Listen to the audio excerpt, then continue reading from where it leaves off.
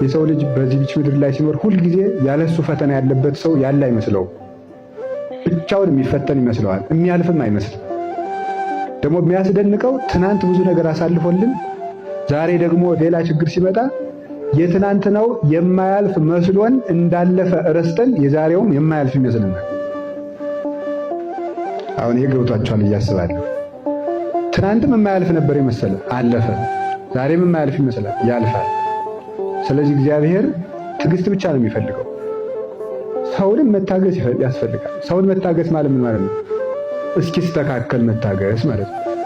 እስኪስተካከል ድረስ መቆየት እንጂ አናጺ እግዚአብሔር አናጺና ጠቢብ ሰው ማለት አንድ ነው። ልንገራችሁ፣ ጥበበኛ ሰው አናጺው ቤት ይሰራል። ቤት ሲሰራ የሚሰራበት እንጨት በሙሉ ጠማማ ቢሆን ምን ያደርጋል?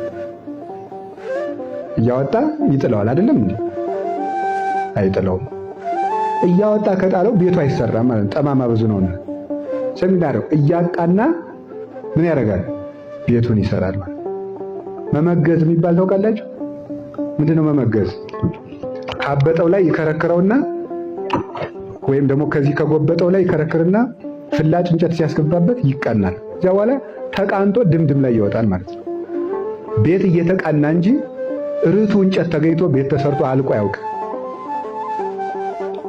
ሰውም ቢሆን እየተቃና ነው እንጂ ከአንዱ ሰው ላይ አንድ ችግር ስናገኝ ከዚያ ስንሸሽ፣ ከአንድ ሰው ጋር አንድ ነገር ሲያደርግ ከዚያ ስንሸሽ፣ አንዱ ሆዳም ሆኖ እናገኘዋለን፣ አንዱ ሌባ ሆኖ እናገኘዋለን፣ አንዱ ምቀኛ ሆኖ እናገኘዋለን፣ አንዱ ነገር ሰሪው እናገኘዋለን፣ አንዱ ለፍላፊ እናደርገዋለን ብሎ እናገኘዋለን። ችግር ባገኘን ቁጥር ከሰው ተለይተን አንዘልቀውም። ሰዎችን እያስተካከልን መያዝ ነው።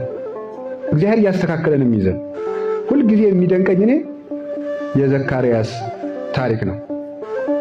ዘካርያስ በሽምግልና ዘመን ልጅ ትወልዳለህ ተባለ። ምንድን ነው ያለው? እንዴት ሆኗል? የሕግ መምህር ነው። ጽድቅ ለሰው ሲያስተምሯት ቀላል ናት ሲሰሯት እንጂ። በእርግጥ ሲያስተምሮ ለማስተማርም ለፍተው ካልተማሯት አይሆንም። እና እግዚአብሔር የሚሳነው ነገር የለም እያለ ኦሪትን ሲያስተምር የነበረው ሊቀ ካህናት እንግዲያማ የሚሳነው ነገር የለም አንተም ካረጀ በኋላ ልጅ ትወልዳለህ ሲባል እንዴት ሆኖ ይሆናል አለ። ከዛ ምንድን ነው ያደረገው?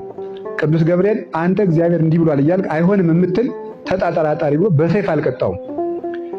እዚች ምላሱ አካባቢ ዘካርያስን እንጨት አድርጋችሁ በሉ፣ ጸጋውን ቤት አድርጋችሁ ሰዱ፣ ቅዱስ ገብርኤልን ሐናጺ አድርጋችሁ ሰዱት። ምንድን ነው ያደረገው? አንደበቱ አካባቢ ቅዱስ ዘካርያስን የቤት መስሪያ እንጨት አድርጋችሁ ስሉ፣ አንደበቱ አካባቢ ጉድለት ተገኘችበት ማለት ነው። ምን የምትል የጥርጥር እሷው ላይ አቃናት ማለት ምን ያደርጋት? ዲዳ አደረገና 6 ወር ዘጋትና እሷን አቃንቶ ልጁን ሰጠው ማለት ቤቱን ሰራለት። እግዚአብሔር እያስተካከለን የሚይዝ እንጂ ችግር ሲጎባጣ በተቀኘ ቁጥር እግዚአብሔር እያወጣ አይጥልም፣ እያቃናን የሚይዝ። ቅዱሳን አባቶቻችን ተቃንተው ለክብር በቅተዋል። ስለዚህ ሰውን መታገስ ያስፈልጋል። በኋላ የገዛ ልጁ ቅዱስ ኤፍሬም እንደሚናገረው አፉን ከፈተለት። መልካም ልጆች እንደ ዮሐንስ መጥምቅ የአባታቸውን አፍ ይከፍታሉ፣ ነውረኞች ደግሞ ነውር ሰርተው የእናት አባታቸውን አፍ በአደባባይ ይዘጋሉ ይላል። ይሄ ልጅህ ነው? አዎ ያስብላቸዋል ማለት